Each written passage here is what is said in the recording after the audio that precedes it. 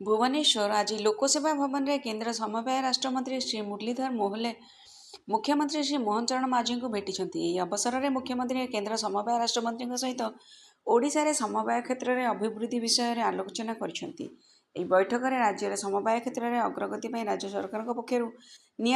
विभिन्न पदक्षेप संपर्क में आलोचना होता। एसहित समवाय क्षेत्र में हासिल कर सफलता गुड़िक केंद्र मंत्री को अवगत कर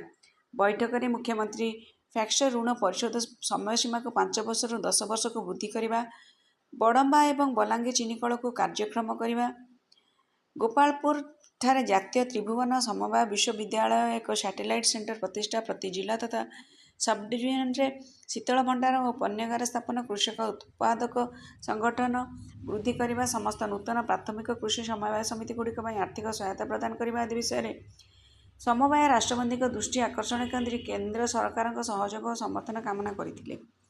केंद्र मंत्री ओडिशा सरकार समवाय क्षेत्र विकास पर नि पदक्षेप संपर्क में संतोष व्यक्त करी कहिथिले जे भारत सरकार विभिन्न राज्य में समवाय विकास में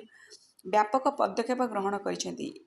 किछि राज्य को मध्य पायलट प्रोजेक्ट भाव ग्रहण करा जायछि। से सबु राज्य गुड़िकर कार्य प्रणाली को अनुध्यान करने से परामर्श देथिले।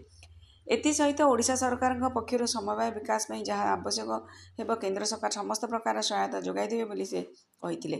बैठक में मुख्य शासन सचिव श्री मनोज आहूजा, समवाय सचिव श्री राजेश प्रभाकर पाटिल,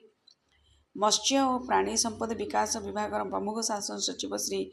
सुरेश कुमार वशिष्ठ, केंद्र सरकार का युग्म सचिव श्री रमण कुमार, श्री आनंद झा एवं ओमफेड परिचालना निर्देशक श्री विजय अमृत गुलांगे और अन्य